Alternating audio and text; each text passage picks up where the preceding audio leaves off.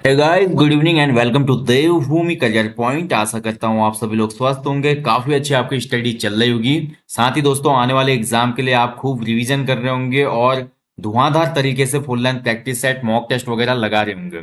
तो देखिए दोस्तों, आज है मोस्ट अवेटेड टॉपिक सामान्य हिंदी रिवीजन महाकुंभ का, जिसकी बहुत ज्यादा डिमांड थी। बार बार बच्चों का प्रश्न आता है कि जो अलंकार का टॉपिक है बहुत ज्यादा कंफ्यूजिंग है और इसको समझने में बहुत मुश्किल होती है एग्जाम हॉल में। और साथ ही इंग्लिश मीडियम वाले बच्चों के लिए तो अलंकार का टॉपिक है बहुत हार्ड, बहुत हार्ड, बहुत हार्ड। ठीक है, लेकिन आज बहुत हार्ड जो शब्द है दोस्तों, इंग्लिश मीडियम का बच्चा इस वीडियो को देखे चाहे हिंदी मीडियम का बच्चा देखे, अपने आसान, सहज और सरल भाषा में अलंकार को अच्छे से आपको समझाऊंगा।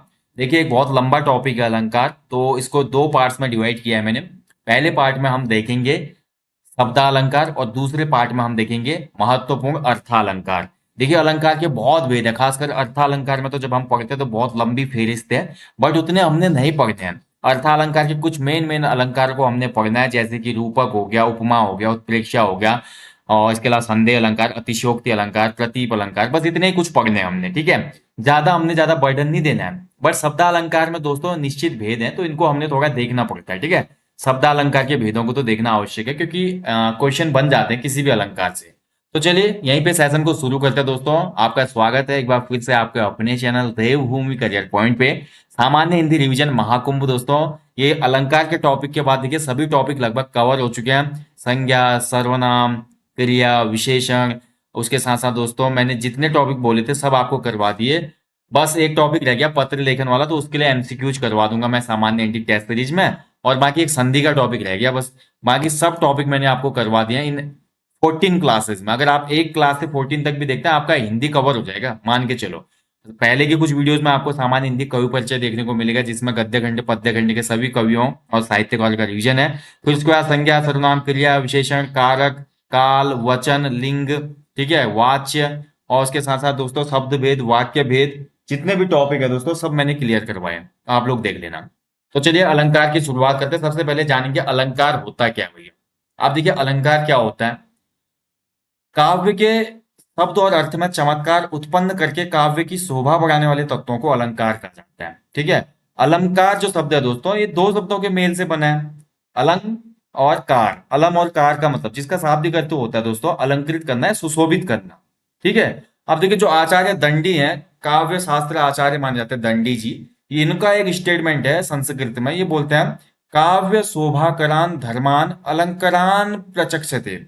ये बोलते हैं कि काव्य के शोभा कारक अथवा शोभा बढ़ाने वाले जो धर्म हैं या शब्द हैं, वही अलंकार कहलाते हैं। ठीक है, तो अलंकार दोस्तों आपको सिंपली समझना है, अलंकारों से दोस्तों काव्य की शोभा बढ़ जाती है। जैसे हम बोले कि अगर किसी सुंदर स्त्री को अच्छे अच्छे आभूषण पहनाए जाए तो स्त्री की सुंदरता में और वृद्धि हो जाती है। ऐसे ही अलंकार से भी दोस्तों, अलंकार वो धर्म है जिनसे काव्य की शोभा में अति वृद्धि हो जाती है, काव्य और ज्यादा अधिक सुंदर और रोचक लगने लगता है। ठीक है, तो ये होता है अलंकार। अब ज्यादा डिस्कस न करते हुए सीधे हम आ जाते हैं अलंकार के भेद पे।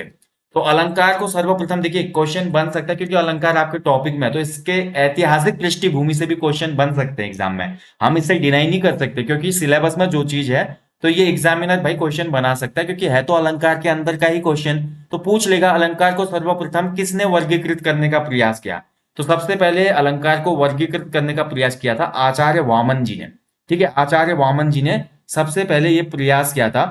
ठीक है, और इसके बाद के उन्होंने अलंकार को मुख्यतः दो भागों में बांटा, शब्दा अलंकार और अर्थालंकार। और वैसे हिंदी में ज्यादातर यही दो प्रकार या यही दो भेद उपयोग होते हैं, शब्दा अलंकार और अर्थालंकार। बट वर्तमान परिदृश्य में दोस्तों, जो वर्तमान कवि हैं, वर्तमान हिंदी ज्ञाता है, काव्य ज्ञाता है, वो विद्वान बोलते हैं कि अलंकार के तीन भेद होते हैं। तो वर्तमान समय में अलंकार के तीन भेद माने गए हैं। ठीक है, तो कौन कौन से भेद हैं? शब्दालंकार, अर्थालंकार और उभया अलंकार। यानी कि एक कॉमन अलंकार को भी यहाँ पे जगह दी गई है। लेकिन अगर क्वेश्चन एग्जाम में बनेगा दोस्तों, तो अलंकार के मुख्यतः दो ही भेद हैं, शब्दालंकार और अर्थालंकार। आप इसी ऑप्शन के साथ जाएंगे कि अलंकार के दो भेद हैं।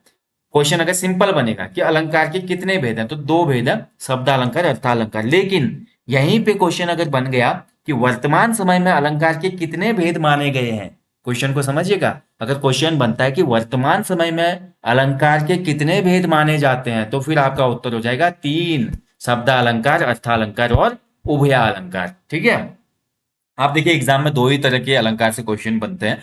एक तो हमारा शब्दालंकार से क्वेश्चन बनता है जो इसके भेद होते हैं, लाइक अनुप्रास अलंकार, उसके अलावा दोस्तों यमक अलंकार, श्लेष अलंकार, वक्रोक्ति अलंकार। ठीक है, और तो यहाँ से क्वेश्चन बनते हैं। तो शब्दालंकार को आज अच्छे से समझेंगे और इसके भेदों को मैं बहुत आसानी से आपको समझाऊंगा। ठीक है, आप लोग थोड़ा बने रहिए और अच्छे से समझिए। अलंकार देखिए समझने वाला टॉपिक है, इसको आप रट के कुछ कुछ क्वेश्चनों को कर सकते हैं, लेकिन अगर लाइन चेंज हो गई और कुछ ऐसी यूनिक लाइन दे दी दोस्तों अलग अलग अर्थ में, तो आपका या शब्द भेद में, तो फिर आपका क्वेश्चन गलत हो जाएगा। आप देखिए कनक कनक के सौगुनी हम बचपन से पढ़ रहे हैं तो सभी को पता है उसमें यमक अलंकार है। बट अगर यमक अलंकार का कोई ऐसा एग्जाम्पल पेश कर दिया जो बुक्स में नहीं दिया गया है और सेम वर्ड के वहां पे मीनिंग होंगे, तो श्लेष और यमक में थोड़ा वहां पे हमारा क्या हो सकता है कि कंफ्यूजन क्रिएट हो सकता है। ठीक है, तो ये सब बातें क्लियर हो जाएंगी दोस्तों। तो शुरुआत करते हैं सबसे पहले शब्दालंकार देखिए आज आज के टॉपिक में। ठीक है, तो शब्दालंकार की डेफिनेशन की मैं बात करूं दोस्तों, तो शब्दालंकार होता क्या है?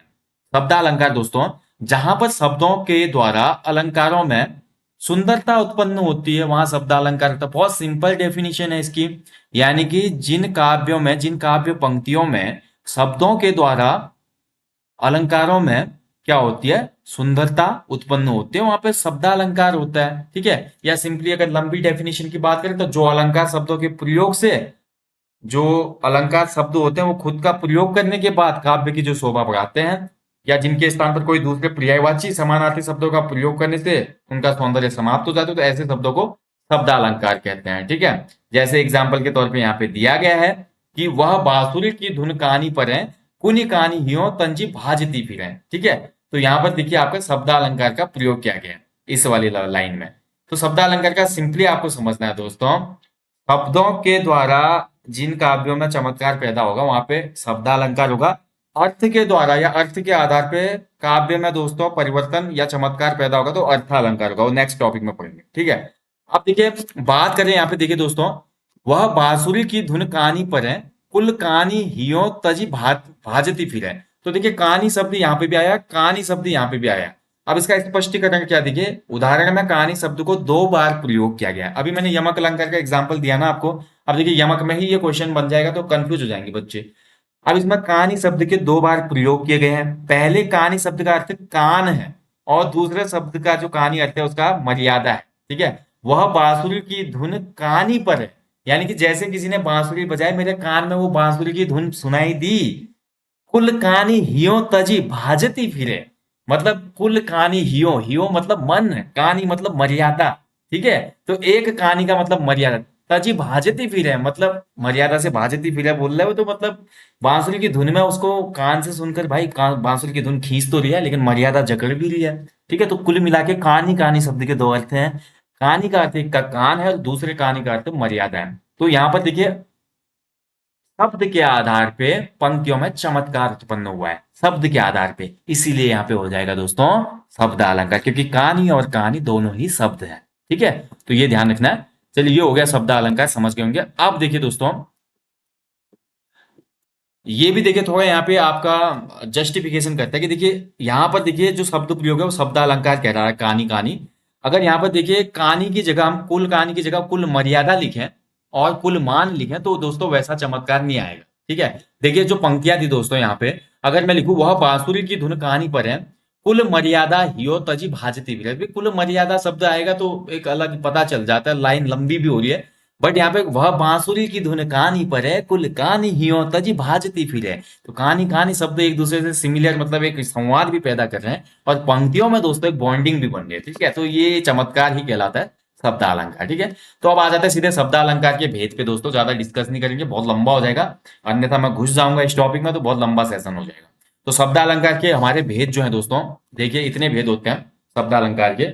सबसे पहला जो भेद होता है अनुप्रास अलंकार, दूसरा भेद है यमक अलंकार, तीसरा भेद है श्लेष अलंकार, चौथा भेद है वक्रोक्ति अलंकार, पांचवा भेद होता है विप्सा अलंकार और छठा भेद होता है पुनरुक्ति प्रकाश अलंकार। ठीक है, पुनरुक्ति प्रकाश अलंकार में अर्थालंकार में बोल गया अभी, उसके लिए माफी चाहता हूं। पुनरुक्ति प्रकाश अलंकार भी शब्दालंकार का ही भेद है। तो मुख्यतः देखा जाए तो शब्दालंकार के 6 भेद हैं, अनुप्रास, यमक, श्लेष, वक्रोक्ति, विप्सा, पुनरुक्ति। तो पहला क्वेश्चन यहीं से बन जाएगा भैया कि अनुप्रास अलंकार के कितने भेद माने गए हैं। तो अनुप्रास अलंकार के माने गए यहाँ पे 6 भेद। ठीक है, तो तो माफ कीजिए, शब्दालंकार के कितने भेद माने गए हैं? तो शब्दालंकार के 6 भेद माने गए। अनुप्रास, यमक, श्लेष, वक्रोक्ति, विवक्षा, पुनरुक्ति। अब यहीं पे देखिए अनुप्रास के भी कुछ भेद होंगे, और उसके बाद देखिए दोस्तों आपका वक्रोक्ति के भेद होंगे। ठीक है, तो हम इनको भी देखेंगे, बाकी में ज्यादा डिफिकल्टी नहीं है। तो क्वेश्चन समझ में आया ना? पूरा अभी तक जितना समझा है समझ में आया ना? काव्य की शोभा बढ़ाने वाले या काव्य में चमत्कार करने वाले जो शब्द होते हैं दोस्तों, उन्हीं को शब्दालंकार कहा जाता है। शब्दालंकार के कुल 6 भेद हैं जो आपके सामने हैं। इसमें जो पहला भेद है उसको देखेंगे, अनुप्रास अलंकार। तो अनुप्रास अलंकार क्या होता है भैया? देखिए, तो अनुप्रास अलंकार जो होता है दोस्तों, जहां किसी व्यंजनों की बार बार आवृत्ति के कारण चमत्कार उत्पन्न हो जाए, या उनके स्वर मिले या ना मिले, तो वहां पर अनुप्रास अलंकार होता है। तो देखिए, अनुप्रास अलंकार की सिंपल डेफिनेशन है दोस्तों, व्यंजनों की या वर्णों की आवृत्ति होगी, यानी कि जो अक्षर है ना, अक्षरों की, समान अक्षरों की आवृत्ति होगी, या उनके स्वर मिले या ना मिले उससे मतलब नहीं है, लेकिन उसका क्या होगा कि जो वर्ण या अक्षर है उसकी आवृत्ति लगातार होगी। एग्जाम्पल समझिए, कुल कानन कुंडल मोर पंखा उर्पे बनमाल विराजित है। ठीक है, तो कुल कानन कुंडल, देखिए क क क, ठीक है, यहाँ पे आपका क क क ध्वनि की क्या हो रही है? रिपीटेशन हो रहा है। ठीक है, यानी कि क वर्ण का बार बार यूज हो रहा है। ऐसे मैं बोलूं, तरणी तनुजा तट तमाल तरवर बहुछाए, तो तरणी तनुजा तट तमाल तरवर, त त त त लाइनें आ रही हैं। ऐसे मैं बोलूं, चंदू के चाचा ने चंदू की चाची को चांदनी रात में चांदनी चौक में चांदनी की चम्मच से चटनी चटाई। आपने मूवीज में सुना होगा, देखिए मैं ही बोल नहीं पा रहा हूँ।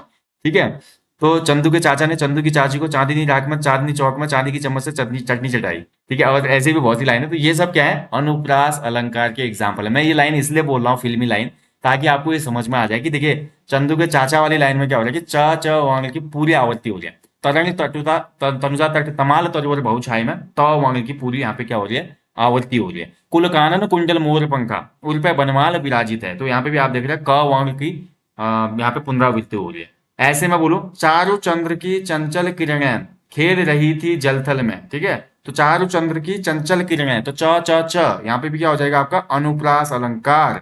ऐसे में बोलो, विरति विवेक विनय विज्ञान, विरति विवेक विनय विज्ञान, तो इसमें भी व वर्ण की आवृत्ति हो रही है। ठीक है, तो क्या बोल रहा है देखिए परिभाषा अनुप्रास में, जहां किसी व्यंजन की बार बार आवृत्ति हो, उसके कारण चमत्कार उत्पन्न हो, उनके स्वर मिले ना मिले उससे मतलब नहीं होता, वहां पे अनुप्रास अलंकार होता है। अब देखिए स्पष्टीकरण समझिए पहले वाले एग्जाम्पल का, कुल कानन कुंडल मोर पंखा में। तो इस उदाहरण में क वर्ण की 3 बार आवृत्ति हुई है और ब वर्ण की 2 बार आवृत्ति हुई है, बनमाल और विराजित में। ठीक है, तो इससे क्या हुआ है कि आपका अलंकार में चमत्कार उत्पन्न हो गया, तो यहाँ पे क्या हो जाता है? अनुप्रास अलंकार। ठीक है, समझ पाए ना? इसके अलावा एक एग्जाम्पल और देखिए, रघुपति राघव राजा राम पतित पावन सीताराम। तो रघुपति राघव राजा राम में क्या हो रहा है? र वर्ण की आवृत्ति हो रही है, तो इसमें भी हो जाएगा अनुप्रास अलंकार। तो ऐसी दोस्तों पंक्तियां जहां पर एक ही वर्ण की आवृत्ति आपको ज्यादा देखने को मिले, उसमें होता है आपका अनुप्रास अलंकार। ठीक है, ज्यादा इसमें सोचने का कोई मतलब नहीं बनता। अनुप्रास अलंकार के 5 भेद होते हैं, ये भेद देख लो आप। अनुप्रास के जो होते हैं 5 भेद होते हैं। अब इनको मैं देखिए अलग से पढ़ाऊंगा तो आपको कंफ्यूजन होगा, और एग्जाम में क्वेश्चन भी नहीं बनता कि अलग से क्वेश्चन नहीं बनता कि आपका पूछा जाए। ठीक है, हाँ कुछ है जैसे कि वृत्त्या अनुप्रास से क्वेश्चन बन जाता है। वृत्त्या अनुप्रास में दोस्तों सिंपली क्या होता है कि एक वर्ण या एक वर्ण समूह की अनेक बार आवृत्ति होती है। ठीक है, एक वर्ण समूह के अनेक बार आवृत्ति होते हैं, वहां पर वृत्तीय अनुप्रास होता है। जैसे कि वही ऊपर एग्जांपल बताया मैंने आपको, चारु चंद की चंचल किरणें खेल रही थी जलथल में। ठीक है, और ऐसे एक एग्जांपल और है, भगवान भक्तों की भयंकर भूरी भीत भगाइए। ठीक है, देखिए भव भव पूरा आ रहा है, भगवान भक्तों की भयंकर भूरी भीत भगाइए। तो इसमें वृत्त्यानु अनुप्रास में एक ही वर्ण की अनेक बार आवृत्ति होगी। जबकि हमने अनुप्रास में ये पढ़ा है दोस्तों कि अनुप्रास में दोस्तों किसी वर्ण की आवृत्ति 1-2 बार हो सकती है या उससे ज्यादा बार हो सकती है, लेकिन वृत्तीय अनुप्रास में ज्यादा बार होती है। ठीक है, और छेकानुप्रास में अगर हम देखते हैं तो ये अनुप्रास की तरह ही होता है सेम छेकानुप्रास, क्योंकि अनुप्रास के जो है 5 भेद हैं। शब्दालंकार के हमने 6 भेद पढ़े, और उसमें जो पहला अलंकार है अनुप्रास, उसके 5 भेद होता है। छेकानुप्रास सेम अनुप्रास अलंकार की तरह ही रिएक्ट करता है। इसमें एक वर्ण समूह की एक ही बार आवृत्ति होती है। ठीक है, जैसे कि मैं बोलूं आपका कि सांसें भरी आंसू भरी कहत दई दई। ठीक है, और एक एग्जाम्पल और है, कंकड़ किंकणी नुपुर ध्वनि सुनी। तो इसमें भी देखिए क का वर्ण 2 ही बार रिपीट हो रहा है। और सांसें भरी आंसू भरी कहत दई दई में भी आप देखिए द और हमारा जो स है ये आपका 2 बार ही रिपीट हो रहा है, भरी भरी में बहुत बहुत 2 बार रिपीट हो रहा है। तो देखिए जहां वर्ण या वर्ण समूह की एक ही बार आवृत्ति हो तो उसे छेकानुप्रास कहते हैं। वृत्तानुप्रास में अनेक बार वर्ण की आवृत्ति होती है, जैसे चारुचंद्र की चंचल किरणें, और अगला जो एग्जाम्पल मैं आपको बता चुका हूँ विरति विनय विवेक विनय विज्ञान, जो फर्स्ट में देखा हमने। ठीक है, इसके अलावा रघुपति राघव राजा राम, उसमें भी रौ जो है लगातार आपका आ रहा है। ठीक है, और इसके बाद जो तीसरा जो होता है दोस्तों लाटानुप्रास। ठीक है, लाटानुप्रास की बात करें दोस्तों तो यहाँ पर समानार्थक शब्दों की आवृत्ति होती है, लेकिन अंतर आ जाता है अगर हम बोले। लाटानुप्रास का एक ही एग्जाम्पल बार बार एग्जाम में बनता है दोस्तों, जैसे कि पूत कपूत तो क्यों धन संचय, पूत सपूत तो क्यों धन संचय। देखिए पूरी लाइन सेम थी। लाटानुप्रास में दोस्तों केवल एक वर्ण बदल जाता है। पूत कपूत तो क्यों धन संचय, पूत सपूत तो क्यों धन संचय, पूरी लाइन सेम थी, लेकिन कपूत और सपूत सौ और कौ बदल गया, बस इतना ही अंतर हुआ। ये लाटानुप्रास का यहाँ पर भेद है। देखिए पूत कपूत तो क्यों धन संचय, अगर बच्चा बिगड़ा हुआ होगा तो धन संचय करने का कोई फायदा नहीं है। पूत सपूत तो का धन संचय, अगर बच्चा सपूत निकलेगा, मेहनत करने वाला निकलेगा, तो कितना ही धन संचय करो ना करो कोई फर्क नहीं पड़ता, वो खुद कर लेगा। ठीक है, तो क और स्व में देखिए डिफरेंस आ रहा है, तो ऐसे में होता है लाटानुप्रास अलंकार। यानी कि जहां पर समानार्थक शब्दों की आवृत्ति तो होती है लेकिन अर्थ में अंतर आ जाता है, तो लाटानुप्रास अलंकार होता है। ऐसे बोले दोस्तों, जैसे देखिए राम हृदय जाके नहीं विपति सुमंगलता ही, राम हृदय जाके नहीं विपति सुमंगलता ही। ठीक है, तो अगर इसको हम समझे दोस्तों, राम हृदय जाके नहीं विपति सुमंगलता ही, यानी कि राम हृदय जाके विपति सुमंगलता ही, और राम का जो भैया जो हृदय में राम को बसाएगा उसको विपति सुमंगल ना ही। ठीक है, तो यानी कि दोनों में सेम चीज हो रही है, आवृत्ति हो रही है, तो लाटानुप्रास होगा। नेक्स्ट की तरफ बढ़ते हैं। नेक्स्ट देखिए सुत्यानुप्रास अलंकार। ठीक है, समझ में आया ना। छेकानुप्रास जो होता है सेम अनुप्रास की तरह ही रिएक्ट करता है दोस्तों। अनुप्रास का ही भेद है, जिसमें वर्ण की आवृत्ति एक दो बार ही होती है। वृत्यानुप्रास में अनेक बार वर्णों की आवृत्ति होती है। लाटानुप्रास में सेम लाइनें होंगी, पूत कपूत तो का धन संचय, पूत सपूत तो, बस एक वर्ण का अंतर होगा, या दो वर्ण दो शब्द जो होंगे आपस में रिलेट कर रहे होंगे। श्रुत्यानु अनुप्रास में आ जाते हैं तो इसका भेद ये है कि जहां एक वर्ण या वर्ण समूह अनेक बार आवृत्ति करता है, ठीक है, वो हमने पढ़ा वृत्यानुप्रास में। श्रुत्यानुप्रास ये होता है कि जब एक ही उच्चारण स्थान से उच्चरित होने वाले वर्ण समूह अधिकता से निकले तो उसे श्रुत्य अनुप्रास अलंकार कहा जाता है। यानी कि समझिए, श्रुत्य अनुप्रास का मतलब है जब एक ही उच्चारण स्थान से उच्चरित होने वाले वर्ण समूह की अधिकता हो तो वहां पर श्रुत्य अनुप्रास होगा। जैसे तुलसीदास सीदत निस दिन देखत तुम्हारी निठुराई। ठीक है, यानी कि तुलसीदास एक ही उच्चारण स्थान से कई वर्ण समूह ज्यादा निकले, यानी कि तुलसीदास ने बोला तुलसीदास सीदत निस दिन देखत तुम्हारी निठुराई। ठीक है, इसमें हो जाएगा आपका श्रुत्यानुप्रास अलंकार। ये कम पूछा जाता है। देखिए मैं आपको सिंपली बताता हूं, एग्जाम में जो हमारे अनुप्रास के भेदों में से पूछा जाता है ना, मैं तो अब आपको बता रहा हूँ, देखिए क्योंकि ये पूरा डिस्क्रिप्टिव क्लास है, लेकिन मेनली जो यहाँ पे आपके क्वेश्चन बनते हैं इस वाले से, ये आपका वृत्यानुप्रास और लाटानुप्रास से ही क्वेश्चन बनते हैं। ठीक है, वृत्यानुप्रास और लाटानुप्रास से ही क्वेश्चन ज्यादा बनते हैं, तो इसलिए ज्यादा आपको याद करने की कोई आवश्यकता नहीं है। और एक अंत्यानुप्रास से भी कभी कभी क्वेश्चन बन जाता है। इसमें क्या होता है कि राइमिंग मिलती है, राइमिंग। ठीक है, राइमिंग, राइमिंग का मतलब सिंपली समझिए, राइमिंग क्या होती है, जैसे हम बोले बुंदेले हर बोलो के मुंह हमने सुनी कहानी थी, खूब लड़ी मर्दानी वह तो झांसी वाली रानी थी। ठीक है, और ऐसे बोले, और कोई लाइन बोलो, जैसे कि मैं बोलूं कोई लाइन, कोई भी गाने की लाइन बोलो दोस्तों। ठीक है, जैसे मैं बोलूं कि और भी कोई एग्जाम्पल के तौर पे ऐसी लाइन बोलो जो तो पहली लाइन दूसरे की पूरक हो, पहली लाइन जहां पे दूसरे की पूरक हो। ठीक है, यही सोचकर मुसाफिर यही सोचकर मुसाफिर तेज तेज चलता है क्योंकि दिन जल्दी जल्दी ढलता है। ठीक है, चलता है ढलता है। और ऐसे मैंने बोला बुंदेले हर बोलो के मुंह हमने सुनी कहानी थी, खूब लगी मर्दानी वो तो झांसी वाली रानी थी, कहानी थी रानी थी। यानी कि पंक्तियों के अंत में दोस्तों राइमिंग मिलती है, तो वहां पे अंत्यानुप्रास होता है। इसमें कोई वर्ण भेद नहीं देखना है, कुछ नहीं देखना है, बस ये देखना है कि राइमिंग मिलनी चाहिए लास्ट की, वहां पे अंत्यानुप्रास। श्रुत्यानुप्रास तो याद करने की आवश्यकता ही नहीं है, पूछता ही नहीं है, बहुत कम है। लाटानुप्रास में मैंने बोल दिया वही पूत कपूत तो का धन संचय, पूत सपूत तो का धन संचय। और वृत्यानुप्रास में एक वर्ण बहुत बार आएगा, जैसे कि रघुपति राघव राजा राम, चारुचंद्र की चंचल किरणें। ठीक है, चारुचंद्र की चंचल किरणें।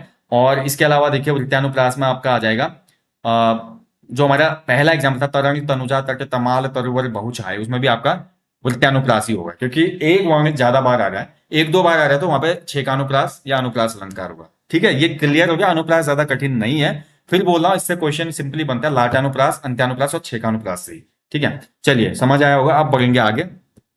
आप देखेंगे भैया यमक अलंकार। तो यमक अलंकार बड़ा अच्छा है। यमक अलंकार दोस्तों सिंपली समझे क्या है यमक अलंकार।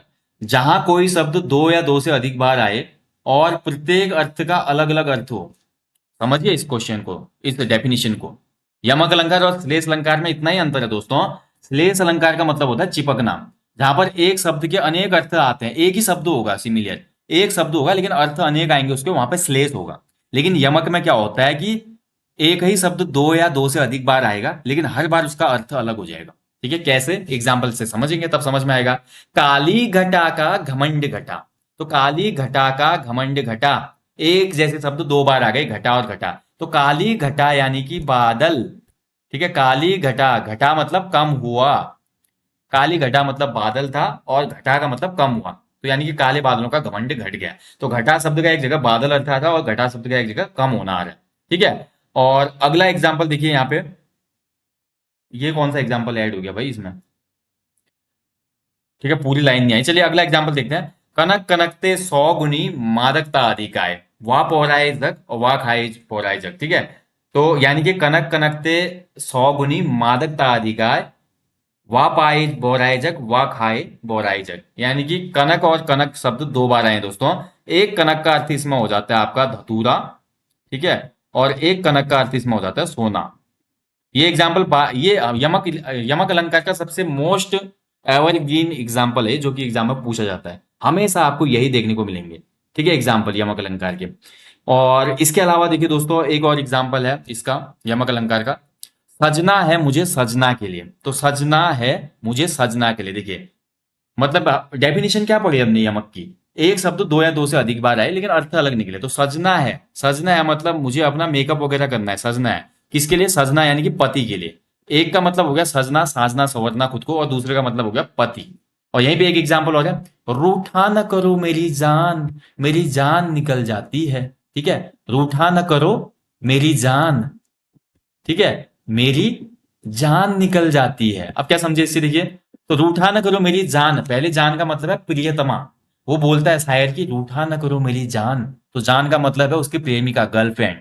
और मेरी जान निकल जाती है यानी कि अगर वो रूठेगी तो उसकी जान यानी कि प्राण निकल जाएंगे। एक जान का मतलब प्राण, एक जान का मतलब गर्लफ्रेंड। ठीक है, तो ये होता है भैया यमक अलंकार के एग्जाम्पल। तो एक शब्द के मतलब एक शब्द अधिक से बार, एक से अधिक बार आए और उसका अलग अलग अर्थ निकले तो वहां पे होता है यमक अलंकार। और अन्य एग्जाम्पलों की बात करूं तो दोस्तों और एग्जाम्पल इसके, माला फेरत जुग भया फिरा न मन का फेर, कर का मन का डार, ये मन का फेर। ठीक है, एक मनके का मतलब है दोस्तों मोती का दाना, और एक मन का मतलब है हमारा माइंड।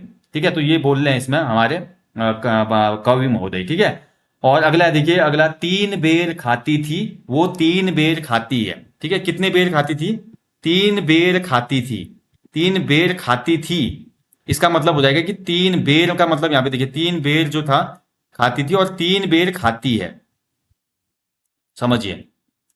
तो तीन बेर खाती थी, इस वाले बेर का मतलब आएगा क्या? समय, यानी कि तीन टाइम खाती थी वो दिन में। और तीन बेर खाती थी, बेर मतलब फल, एक बेर का मतलब फल है, एक बेर का मतलब समय है। ठीक है, तीन बेर खाती थी वो तीन बेर खाती है।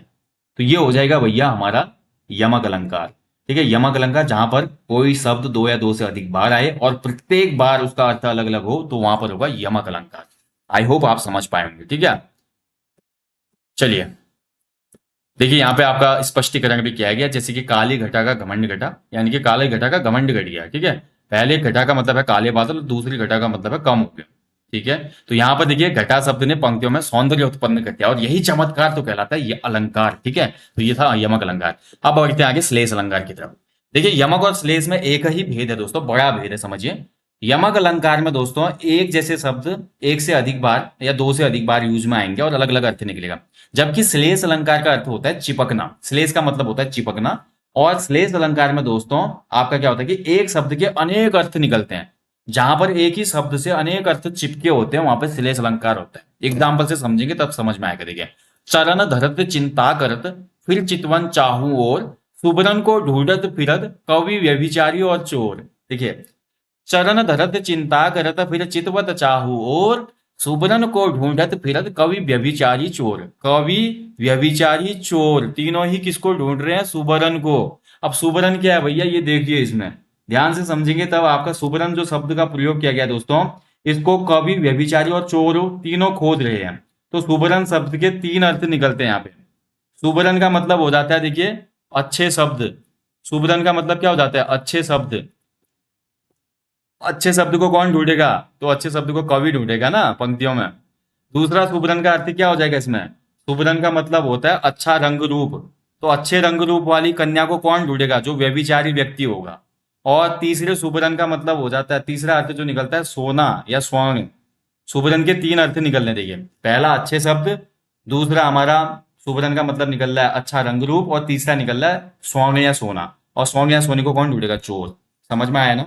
एक सुबरन शब्द है पूरी पंक्तियों में और उसके तीन अर्थ निकल रहे हैं। चरण धरत चिंता करत फिर चितवत चारों ओर, सुबरन को ढूंढत फिरत कवि व्यभिचारी और चोर, तीन लोग ढूंढ रहे हैं सुबरन को। सुबरन के तीन अर्थ निकल गए, एक शब्द में यहाँ पे अनेक अर्थ चिपके हुए हैं, तो यहाँ पे श्लेष अलंकार हो जाएगा। ठीक है, अगला एग्जाम्पल समझते हैं, उससे और अच्छी हेल्प मिलेगी। रहीमन पानी राखिए बिन पानी सब सून, पानी गए न उबरे मोती मानुष चून। तो बताइए यहाँ पर क्या हो जाएगा? देखिए, रहीमन पानी राखिए बिन पानी सब सून, पानी गए न उबरे मोती मानस चून। ठीक है, तो इसमें भी दोस्तों देखिए जो हमारा पानी शब्द है ना, पानी शब्द देखिए, पानी यहाँ पे भी यूज हुआ है, पानी यहाँ पे भी हुआ है, और पानी यहाँ पे भी यूज हुआ है। तो इन तीन पानियों का जो अर्थ निकलेगा दोस्तों, अलग अलग यहाँ पे अर्थ निकलेगा। ठीक है, तीन पानियों का जो अर्थ है वो अलग अलग चिपका हुआ है यहाँ पे। ठीक है, तो यहां पर देखिए जो हमारा पानी शब्द है दोस्तों, इसका रहीमदास ने तीन जगह से, तीन तरीके से यूज किया है। रहीमन पानी राखिए, रहीमदास जी बोलते हैं पानी राखिए भैया, यानी कि पानी का अर्थ है, पहले पानी का अर्थ है विनम्रता, अच्छा व्यवहार रखिए। पहले पानी का अर्थ है विनम्रता। ठीक है, यानी कि मनुष्य में हमेशा विनम्रता होनी चाहिए। बिन पानी सब सून, ठीक है, यानी कि दूसरा जो पानी, बिन पानी सब सून, यानी कि रहीम बोलते हैं कि बिन पानी, दूसरे वाले पानी का मतलब है तेज या चमक। भाई मनुष्य के अंदर तेज या चमक होनी चाहिए, तभी तो वो लोगों में अपनी पैठ बना पाएगा ना, नहीं तो कौन पूछेगा उसको। रहमन पानी राखिए बिन पानी सब सून, पानी गए ना उबरे मोती मानुष चून। अब जो तीसरा पानी है दोस्तों, तीसरा, ठीक है, तो तीसरा जो पानी है दोस्तों, रहीमन, रहीमन पानी राखिए बिन पानी सब सून, पानी गई न उबरे मोती मानुष चून। तो देखिए तीसरा वाला पानी का मतलब है जल। ठीक है, तीसरे वाले पानी का मतलब है वाटर, जल। पानी, पानी गई न सून, रहीमन पानी राखिए बिन पानी सब सून, पानी गई न उबरे मोती मानुष चून। ठीक है, तीसरे वाले पानी का अर्थ है दोस्तों, जिस तरह जैसे देखे आटे के बिना संसार का अस्तित्व नहीं हो सकता, मोती का मूल्य उसके आभा के बिना नहीं हो सकता, वैसे मनुष्य की विनम्रता के बिना कोई भी मूल्य नहीं हो सकता है। ठीक है, यानी कि तीसरे वाले पानी का मतलब है मोती मानुष चून, तीसरे पानी का अर्थ आ जाता है जल यहाँ पे। ठीक है, तो आपको ये एक अच्छा एग्जाम्पल है। और खासकर देखिए दोस्तों, जो हमने पहला एग्जाम्पल है वो एग्जाम में ज्यादातर बनता है, मैंने देखा है कि फर्स्ट वाला एग्जाम्पल सुबरन को ढूंढत फिरत वाला ज्यादा बनता है। ठीक है, तो तीनों अर्थ अलग अलग निकल गए, एक पानी का मतलब विनम्रता, एक पानी का मतलब है आभा, तेज या चमक, और तीसरे पानी का मतलब है जल से। ठीक है, तो याद रखना है। तो ये है भैया हमारा श्लेष अलंकार का एग्जाम्पल। श्लेष अलंकार में आप देख सकते हो दोस्तों, एक ही शब्द के अनेक अर्थ निकल रहे हैं, या देखिए जो हमारा शब्द एक से अधिक बार उपयोग हो रहा है उसके अलग अलग अर्थ निकल रहे हैं। ठीक है, तो ये आपको नोट करना है दोस्तों। तो ये श्लेष अलंकार का अर्थ होता है, तो यहाँ पे अर्थ चिपके होते हैं। इसके अलावा देखिए श्लेष अलंकार के कुछ और एग्जाम्पल है। देखिए, जो रहीम गति दीप की, कुल कपूत गति सोई, बारे उजियारे करे बड़े अंधेरो होई। ठीक है, इसमें भी दोस्तों क्या होता है आपका, जो रहीम गति दीप की, कुल कपूत गति सोई, बारे उजियारे करो बड़े अंधेरो होई। ठीक है, तो यहाँ पर देखिए रहीमदास ने जो कपूत है, कपूत जो एक बुरा पुत्र होता है उसकी तुलना की है दोस्तों। अगर देखिए वो कपूत होगा तो दोस्तों अंधेरा पड़ेगा। ठीक है, और दीप जो होगा, वो दीप बनेगा तो उजाला करेगा। तो इस तरीके से इसको बनाया गया है पूरे लाइनों को यहाँ पे। तो यहाँ पर दोस्तों हो जाएगा आपका श्लेष अलंकार। इसके अलावा देखिए एक श्लेष अलंकार का एग्जाम्पल और है। ठीक है, नवजीवन दो घनश्याम हमें। ठीक है, नवजीवन दो घनश्याम हमें। ठीक है, तो यहाँ पर देखिए नवजीवन दो घनश्याम हमें, घनश्याम शब्द में बहुत से अर्थ चिपके हुए हैं यहाँ पे। तो नया जीवन दो घनश्याम हमें, घनश्याम का मतलब देखिए भगवान कृष्ण भी है, घनश्याम का मतलब यहाँ पे बादल भी है। ठीक है, और घनश्याम का मतलब एक अर्थ और आएगा, यहाँ पे तीन चार अर्थ निकलते हैं। तो इन लाइनों में भी दोस्तों आपका हो जाता है श्लेष अलंकार। ठीक है, तो ये है श्लेष अलंकार के एग्जाम्पल। खासकर दोस्तों जो मैंने आपको बताया, रहीमन पानी राखिए, और इसके अलावा जो हमारा चरण धरन चिंता करत सुबरन को ढूंढत फिरत, ये दो एग्जाम्पल हमेशा श्लेष अलंकार में एग्जाम में बनते हैं। ठीक है, चलिए ये श्लेष अलंकार था, अब आगे बढ़ते हैं। अगला जो अलंकार है वक्रोक्ति अलंकार। तो चौथा प्रकार है भैया हमारा शब्दालंकार का वक्रोक्ति अलंकार। वक्रोक्ति का मतलब होता है टेढ़ा मेढ़ा अर्थ लगाना, मतलब टेढ़ा मेढ़ा अनुमान लगा देना। मैंने कुछ बोला, आपने टेढ़ा मेढ़ा अर्थ लगा दिया उसका। यानी कि श्रोता द्वारा जब किसी शब्द का अर्थ जानबूझकर दूसरा लगाया जाए या कल्पित किया जाए तो वहां पे वक्रोक्ति अलंकार होता है। ठीक है। को तुम है घनश्याम हम तो बरसों कित जाए। अब देखिए, जहां किसी बात का एक आशय से कहीं और किया जाए, सुनने वाला अलग अर्थ निकाले, तो वहां वक्रोक्ति अलंकार होता है। यानी कि बोलने वाले ने कुछ और बोला, सुनने वाले ने कुछ और सुना, तो वहां पे वक्रोक्ति अलंकार होगा। एग्जाम्पल देखिए, को तुम है घनश्याम हम तो बरसों कित जाए। देखिए, श्री कृष्ण जी ने राधा को बोला मैं घनश्याम हूं। ठीक है, श्री कृष्ण जी ने राधा को बोला बाहर से कि मैं घनश्याम हूं। राधा बोली अगर घनश्याम हो बादल हो तो जाओ और बरसो, यहाँ क्या कर रहे हो। ठीक है, यानी कि राधा ने घनश्याम का अर्थ बादल से लगा लिया, लेकिन वो घनश्याम वास्तव में श्री कृष्ण थे।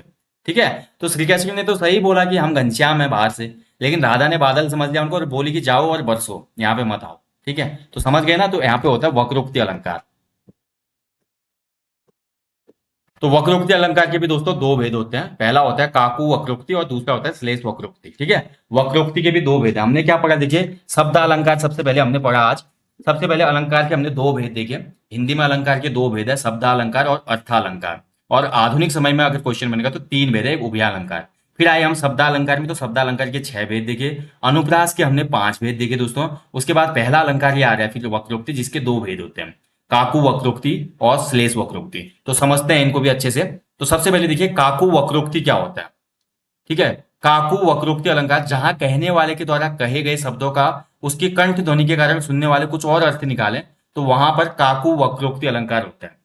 ठीक है, यानी कि कहने वाले के द्वारा जो शब्द कहे गए हैं, कंठ से जो ध्वनि निकल गई है और सुनने वाले ने कुछ और ही अर्थ निकाल लिया, वहां पे काकू वक्रोक्ति होता है। जैसे ऊपर वाला बोल जो एग्जाम्पल था अभी दोस्तों, ऊपर वाला जो एग्जाम्पल हमने देखा जिसमें श्री कृष्ण जी बोलते हैं कि मैं घनश्याम हूं। ठीक है, ये जो है को तुम है घनश्याम हम, को तुम बोले राधा ने पहले, वो बोले बाहर से है घनश्याम हम श्री कृष्ण हैं, तो राधा बोली अंदर से तो बरसों कित जाए।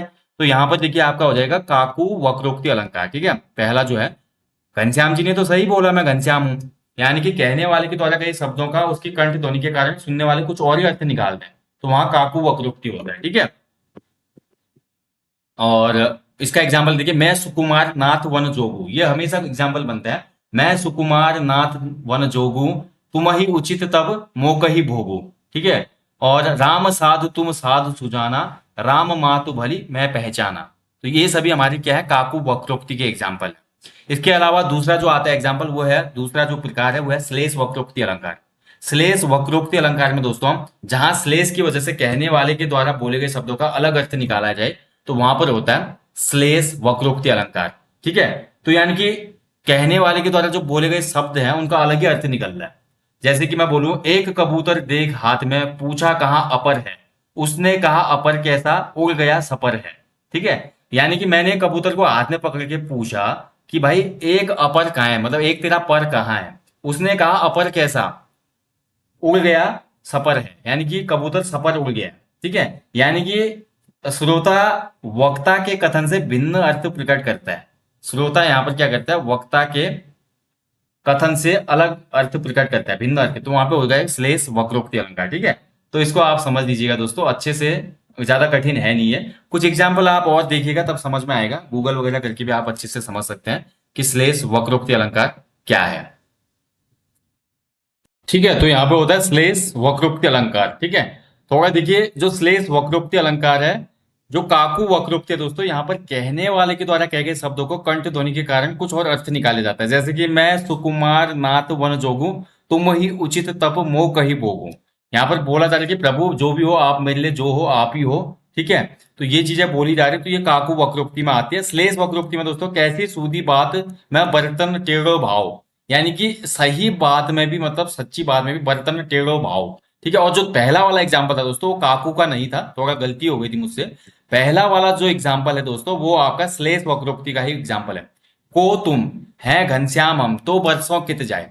तो ये पहला जो एग्जाम्पल था दोस्तों ये आपका श्लेष वक्रोक्ति का एग्जाम्पल था, जहां पर क्या होता है कि आपका सुनने वाले ने अलग अर्थ निकाल दिया हो, बोला तो सही हो लेकिन सुनने वाले ने अलग अर्थ निकाला, वहां पे श्लेष वक्रोक्ति अलंकार होता है। ठीक है, तो जैसे मैंने एग्जाम्पल दिया था, को तुम है घनश्याम हम तो बरसों कित जाए, ठीक है, तो राधा जैसे अंदर बोली, राधा ने पूछा कौन हो, तो कृष्ण ने बोला मैं घनश्याम हूँ।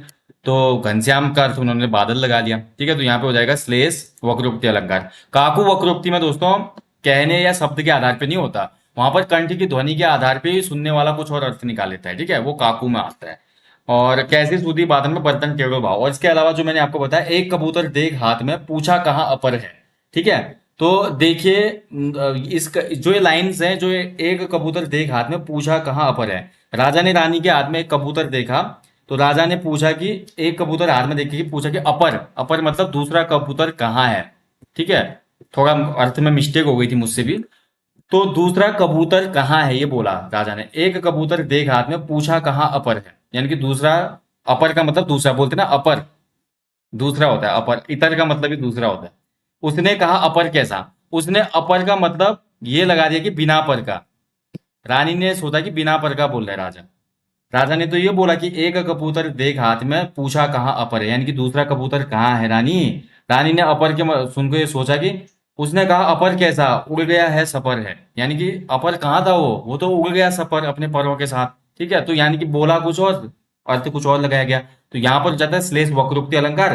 कंठ की ध्वनि के आधार पे दोस्तों जो अलग अर्थ लगाया जाता है। काकू का मतलब ही होता है कंठ की विशेष ध्वनि।